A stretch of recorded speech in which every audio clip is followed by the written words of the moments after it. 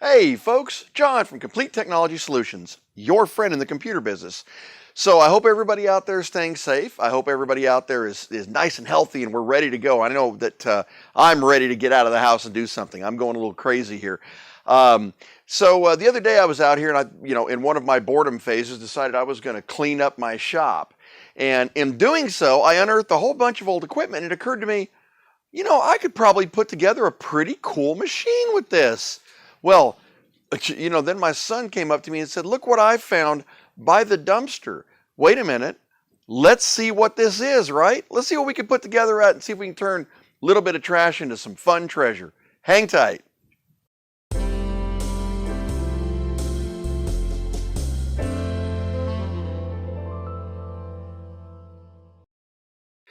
So my son the other day was at his apartment complex, and he was taking his trash out, and he noticed a peculiar item just sitting next to the bin. They hadn't thrown it in; they left it sitting next to the big can. Check this thing out, guys.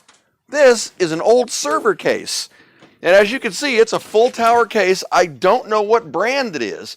All I get is made in China, and it is definitely a cheaper brand because, as you can see, it's got a plastic case. It's kind of flimsy. It's not super solid. And a lot of the accessories are missing for, hard drive mounting and so on and so forth. But that's okay. We can make this work. So I thought to myself, well, this would be a really good start to a let's see what we can put together video, right? So we're going to start with that. So, of course, now we've got our case. We're going to need a motherboard. So check this out. I had a kid that came in here, I want to say it was probably about 4 or 5 months ago, and we went ahead and upgraded his motherboard and put in a brand new super hot Ryzen board. But what he had in his system was actually this. Now, I don't know what processor this is, but when we changed it, I did keep the I/O shield. So let's take a look at it and see if we can figure out what this is. Without pulling off the fan, because I really don't want to go too crazy on this till we know what we got. I know that it's an Intel processor. I don't know what speed yet. We're going to know here shortly. Looks like we've got an MSI board, an H110M Pro. Decent little micro board. I mean, they're okay. I had a couple issues with these at one point in the past.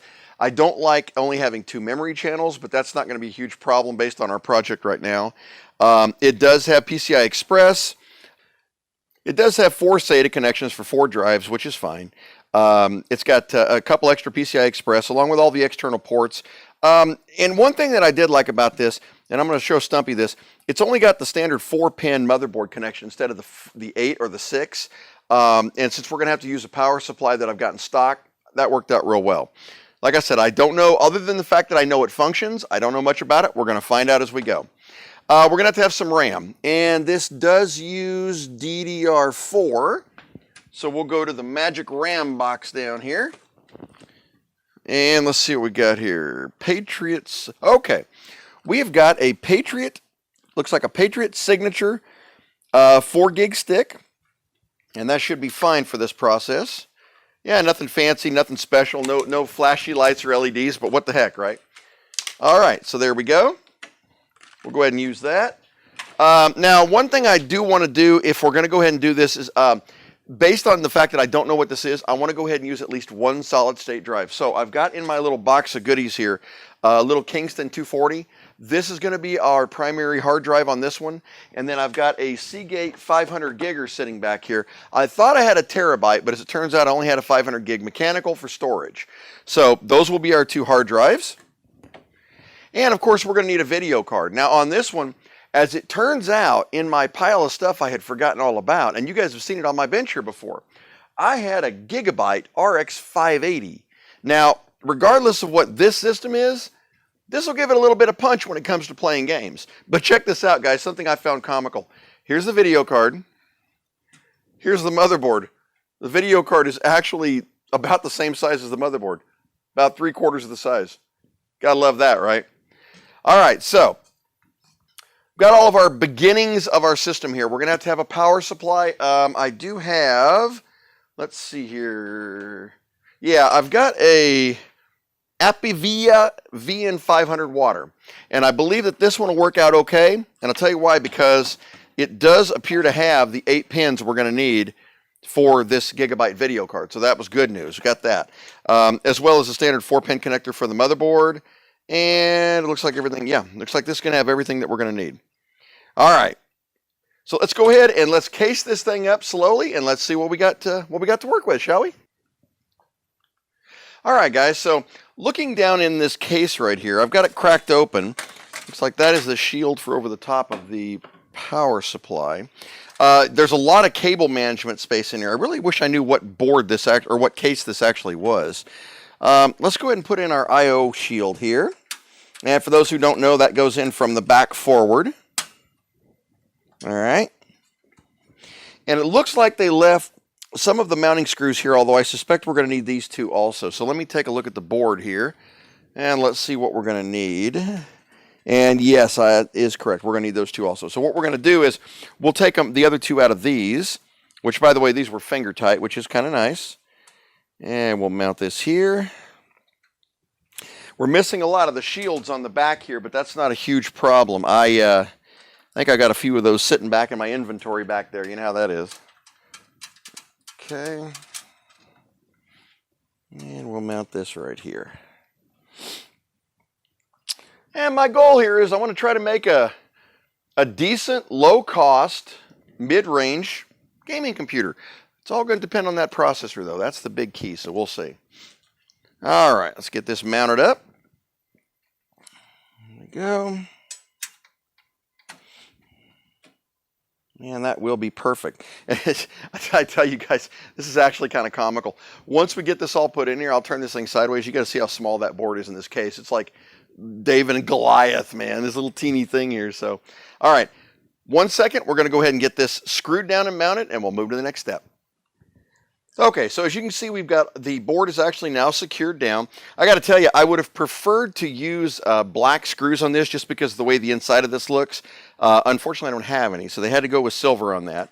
Let's go ahead and mount our RAM while we're here. There we go. All right, and ordinarily I would probably go ahead and mount the video card, but given the fact that we got to figure out where everything else goes, let's not do that. All right, so what I'm going to do is flip this up on its side. We're going to see where we're going to mount the solid state drive. All right, folks, hopefully Stumpy is actually getting a good shot of this. This is kind of good news right here because the way this is all mounted, given the fact that we are missing a couple of these little quick releases for the hard drives, we do actually have one, which is great. Actually, I think we've got two. I think I saw another one over here. Yeah, we got two. We should be able to go ahead and get the hard drives mounted here, at least one of them. We're going to put the solid state right here. So let me get that solid state drive mounted, and we'll continue forward. One thing I want to show you guys, I just realized myself, this design on this hard drive mounting is actually pretty cool. So as you can see, the drive is mounted in here, but check this out. Normally you've got like either a hook in and kind of pivot style screw down on the solid state drive mounts. But in this case, what you've got is little rubber feet on the back that have got little connectors on it. See that? How they're bigger and smaller? So you literally just put this on and slide it into place. That's pretty neat. I don't know what brand this case is, but okay so far. All right, so what we're going to do is we're going to go ahead and mount the standard mechanical drive in one of these bays and continue forward. All right, so as you can see, we now have the mechanical drive mounted. Now, this was a little challenging because this case does come with plastic brackets, and I did a little research on this. On these little bands, you can see it says here, Phanteks, P-H-A-N-T-E-K-S. So that's the brand of the case, and it did come with these, but we don't have them, so this is going to work fine. It's not going to go anywhere. That's what counts. So, all right, the next step is we've already got the hard drives mounted in here. Let's go ahead and take a look at how everything is going to sit with the power supply in here. And I'm assuming that based on the location of this, and hopefully Stumpy's picking this up here because this thing is huge, power supply is just going to sit right here.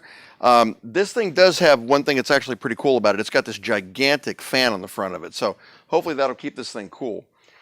I'm curious as to why somebody threw this away. Anybody else out there? I guess we'll find out shortly, huh?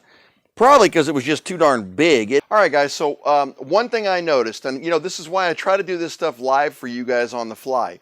I'm using all used parts, so I hadn't actually looked at this until just now. But if you look at this power supply, you've got a standard 24-pin from the motherboard, and then you've got what appears to be an 8-pin connector which would in theory connect to your video card, because the Gigabyte has got an 8-pin connector right here, and I'll show Stumpy that. Okay. The problem is that's not what we're looking at. What we're looking at is the standard 24-pin, and this is actually two 4-pin connectors. This is the motherboard connection.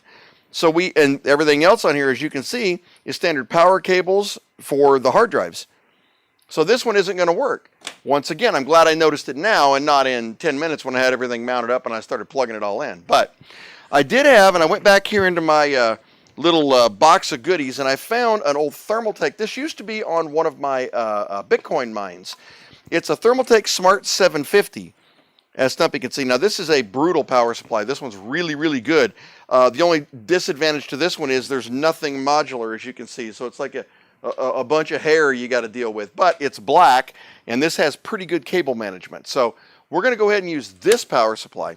I wanted to show you guys this, though, just to show you that as you're going in a project, things can change on the fly.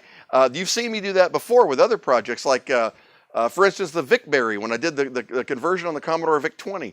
And for those of you who haven't seen it, I will post a link up here for you. I had to change it. About midway through it, everything was going great, and one little board wasn't doing what it was supposed to, so I had to kind of redesign it as I went. That's the way these projects go. So don't be frustrated, just keep moving forward.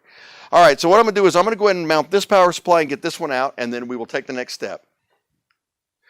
Okay, folks, so as you can see, we have got the new power supply mounted. Like I said, it really kind of hurt using this one. This is a very nice power supply, and I had aspirations of building another Bitcoin mine when it comes back up for it, but this is more important right now. So we're going to get this project on par here. All right, so the cool thing is the way this is routed. I was looking at this. All these wires actually route out through the back, and all of the cabling happens back here. This is where your cable concealment is, and this little panel goes up over the top of it. I mean, this is actually a pretty cool design. I'm going to look into this manufacturer and see what the story is with these guys, because it's a pretty neat design. It really is. So, all right, well, what I'm going to do is I'm going to go ahead and we're going to get the video card mounted, and we're going to start cabling this thing up real quick so we can see what it's going to look like. So what we're going to do is let's start with the hard drives and this massive fan. Hopefully Stumpy is picking this thing up. There's this big fan right here that's driven by this power cable. So what we got to do is get it routed first. And it was coming really high, but since we're on a little motherboard, we're going to have to change that routing a tad. All right, so I'm going to go ahead and get some cabling done over here and get everything cabled up and plugged in the back, and then we'll move to the front. Okay, so moving along. As you can see, I've actually got the serial ATA cables in for both the SSD drive and for the mechanical drive. We've got all the power connected up. We've got all the cables running from the front panel up here and onto the inside of the case. Now, we're going to cable all this up here in a little bit and make it look pretty. But for right now, let's flip it around. And as you can see, I've already brought in the power cable and the front side USB 3.0. That's what these two cables are right here. I've brought in the two serial ATA drives on drive 1 and 2. And I've also got all the power connections, LEDs, hard drive LEDs, so on and so forth, as well as the HD audio and the front side standard USB. So all cables are in place right now. These are the ones that are going to have to be concealed in this area. So you can probably tell why I'm kind of glad we had that little panel over there. So, all right, the next thing I'm going to do is I'm going to go ahead and cable up the back of this thing, and then we can go ahead and move to the front exclusively and get it all done. So let me get that done, and we will move on. Okay, so now that we've got the back cabled up and everything is in here where it's not going to go flopping around and it's nice and secure, we're going to go ahead and put the back on this and then focus on the other side. Here we go. All right, so as you can see, we now have our video card mounted. I went ahead and I ran our power cables from the video card back through the back like we did the other system. The reason we did that is because obviously it's a whole lot cleaner in here, which is great, but also because this power supply was designed to run 5 video cards. So needless to say, as you can see, I've actually got the 8-pin in, but there's another 8-pin right here, and then there's actually 4 more down here. So that's what this is really designed for. So this is way overkill for this system, but what the heck, right? We're doing it. Let's see what we can do. All right, so the last step on this is to go ahead and put in this mounting panel down here and clean up this cabling. So let me get this all cleaned up, and then we're going to fire it up together. Let's see if we see any smoke or if it even works at all. Who knows? Here we go. All right, guys, so before I button this up and plug it in, I got to make a couple of comments here. I had never heard of this company, and now I'm kind of ashamed that I'd never heard of this company. I love the way this is. I mean, look how clean this all came out. It's beautiful. It's the way it's supposed to be inside of a case. Move Stumpy over here so you can get a proper view. I mean, nice and clean. One thing I love about this is, though, even though we're building this out of parts that we've got, the cool thing is that this could be expanded. It could be reused. This case is actually a hugely popular case. So I did a little bit of research on this, and I found the site where this came from. This case is called a Phanteks Ethu Pro Full Tower Chassis with Windows. It's a $140 case. So whoever it was that threw this away, thank you. It's great. I now see why. I mean, it's fully modular. You know, I do wish they had used tempered glass on the side instead of plastic. You know how that scratches up. But aside from that, this turned into a product review. Who would have known? It's got a monster fan case up here. It's like a 110 millimeter fan case. I'm going to see if you guys can get that fan. Which, you know, we've actually seen in some of the Corsair cases. We've seen in some of the other series where they got those giant fans in the front to pull that air in. What it didn't have was a fan to pull air out the back. Now, I don't necessarily know if it didn't have it or if somebody had a water cooling system in this, which is what I would have done on this particular system. Whatever it is, man, kudos to these guys. They did a fantastic job on this case. So I'm going to drop a link since I located this thing. I'm going to drop a link in the description down here so you guys can check them out. I am floored. So yeah, this is going to be sitting here at the shop. I may use this for something else. We'll see how powerful it is. But all right, well, enough blowing smoke up their heinies. But let's go ahead and turn this around. I'm going to fire it up and check out the BIOS to see what we're dealing with first. And then I'm going to go ahead and load Windows 10. Here we go. All right, folks, as you can see, we are actually in the MSI BIOS here. Looks like it is identifying both our primary and secondary hard drives. Ironically, the time is correct. That kind of caught me off guard. It's got our 4 gigs of RAM identified with a 2.1 gigahertz speed, so that's correct. Let's see here. Onboard LAN is enabled. See, a lot of this stuff is probably already configured by default. It looks like this BIOS was defaulted, so it's got all of it in there. Now, one thing I am curious about is our CPU. Oh, that is an Intel i5 6400 running 2.7 gigahertz, and it is unlocked. We could overclock this one, guys. We probably won't for this video, but the thing is, this is an i5 6400. If it's truly running at 2.7 with that RX 580, this could run VR and actually run it really well. So pretty cool. All right, you know what I'm gonna do? I'm gonna go ahead. I'm gonna load Windows 10 on this thing. I'm gonna spare you guys the hassle of watching that, and then we're going to come back together and let's see how it runs. I'm kind of looking forward to it myself. So don't go anywhere. And here we are in Windows 10. So the entire load on this system, from initial load to actually booting into the desktop and loading the Radeon drivers, I went ahead and did that. As well as the Windows updates, was about 27 minutes. So that's pretty darn good.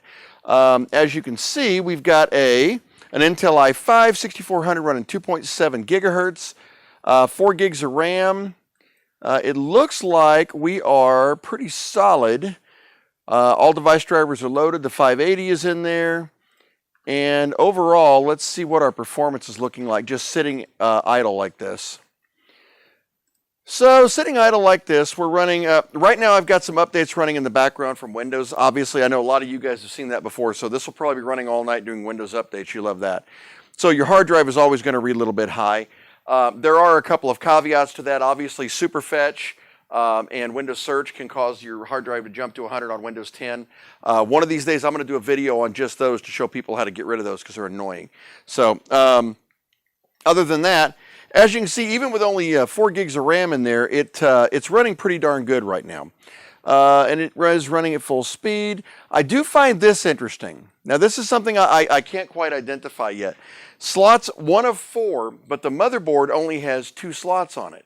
So I'm not certain why Windows is identifying an extra 2 slots that don't exist.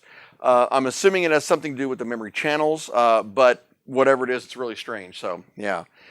But hey, no matter how you cut it, guys, what you got here is a decent VR ready machine. This is a mid-range VR machine. I had no idea when I put it together.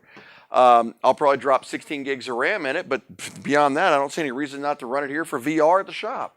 So we're going to go ahead and probably do that. So the moral of the story, check your components and parts laying around, man. You may have gold where you think you've got trash.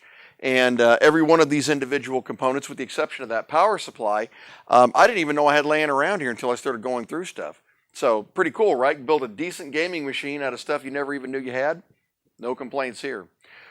Listen, keep an eye out for our next video. I've got something super, super cool coming out. You know, the Bake-A-Pie episodes seem to be very popular. You guys really like those.